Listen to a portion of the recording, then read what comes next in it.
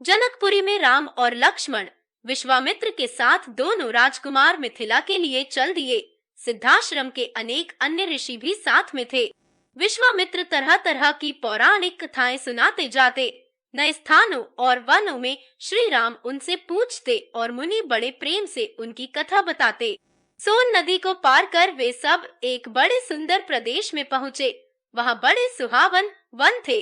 श्री राम ने उस देश के बारे में मुनि से पूछा। विश्वामित्र ने बताया कि यह मेरा ही देश है। बहुत पहले मैं यहाँ का राजा था। इसी प्रसंग में उन्होंने अपनी वंशावली भी राम लक्ष्मण को बताई। रात को विश्राम के वे फिर आगे बढ़े। विश्वामित्र ने गंगा की उत्पत्ति, पार्वती की कथा और स्वामी कार्तिक के जन्म की कहानी राम लक्ष्मण को मार्ग में सुनाई। जब वे मिथिला के निकट पहुँचे तो नगर के बाहर उन्हें एक सुना सा आश्रम दिखाई पड़ा। श्री राम ने उसके विषय में जानना चाहा। ऋषि बोले, किसी समय यह गौतम मुनि का आश्रम था। जब वे अपनी पत्नी अहल्या के साथ यहाँ रहते थे तब इसकी शोभा अद्भुत थी। एक दिन बड़ी दुखद घटना हुई। एक रात को सवेरा हो जाने के भ्रम में जब गौतम ऋषि गंगा स्नान को गए तो ऋषि के भेष में इंद्र आश्रम में घुस आया। जब वह आश्रम से निकल रहा था उसी समय महर्षि गौतम आ पहुँचे। इंद्र को देखकर उन्हें क्रोध आ गया। उसे कठोर शाप दिया। उन्होंने अहल्या का भी त्याग कर दिया। अब वह पत्थर की मूर्ति की तरह रहती है। मन में राम राम कहती हुई दिन काट रही है। यह कथा सुनकर राम को अहल्या पर दया आई। राम ने बढ़कर ऋषि पत्नी के पैर छुए। राम का स्पर्श पाते ही अहल्या शाप मुक्त हो गई। वह पहले की तरह सुंदर भी हो गई। गौतम ऋषि ने भी अहल्या को सहर्ष स्वीकार कर लिया। इस घटना से राम का यश और फैल गया। राजा जनक को विश्वामित्र के आने का समाचार मिला। वे शतानंद तथा अन्य ऋषियों को लेकर स्वागत करने के लिए नगर के बाहर आए। आते ही उन्होंने मुनि को अंदर के साथ प्रणाम किया और कुशल समाचार पूछा। जब उनकी दृष्टि राम लक्ष्मण की ओर गई तब राजा जनक की आंखें खुली की खुली रह गई। उन्होंने विश्वामित्र जी से पूछा, ये सुंदर बालक कौन है? किसी राजकुल के भूषण है अथवा साक्षात भगवान ही है? मेरा सहज विरागी मन भी इन्हें देखकर इनकी ओर खींचा चला जा रहा है। विश्वामित्र ने कहा, महाराज आपका कहना ठीक ही है। ये कौशल नरेश महाराज दशरथ के पुत्र हैं। आपके सुनाभ नाम के विचित्र धनुष को दिखाने के लिए मैं इन्हें अपने साथ ले आया हूँ।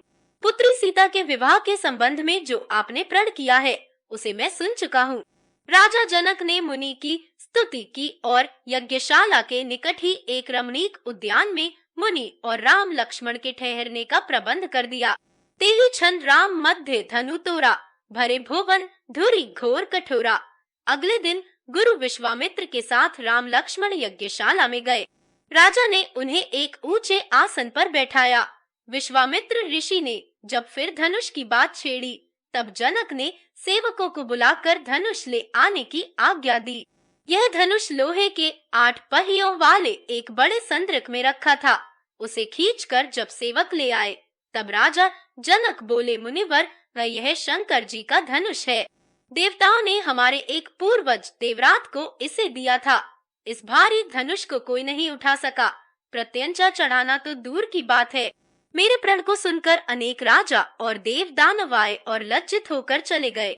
गुरु का संकेत पाकर श्री राम ने धनुष सहज ही उठा लिया और ज्यों ही प्रत्यंचा चढ़ाकर उसे खींचना चाहा कि वह बीच से टूटकर 2 टुकड़े हो गया। वज्रपात जैसा भयंकर शब्द हुआ और पृथ्वी कांपने लगी। धनुष टूटते ही राजा जनक के हर्ष का ठिकाना न रहा। राम के सौंदर्य और बलविक्रम को देखकर वे बोले, मुनिवर, आपकी कृपा से मुझे अपनी प्यारी बेटी के लिए मनचाहा वर मिल गया। अगर आपकी अनुमति मिल जाए तो मैं महाराज दशरथ के पास संदेश भेजकर बारात ले आने का निमंत्रण भेज दूं। विश्वामित्र बोले, अब क्या पूछना? शुभ कार्य में देर क्यों की जाए? राजा जनक ने अपने चतुर मंत्रियों को शीघ्रगामी रथ द्वारा अयोध्या जाने की आज्ञा दी। Please subscribe our channel and press bell icon for latest updates.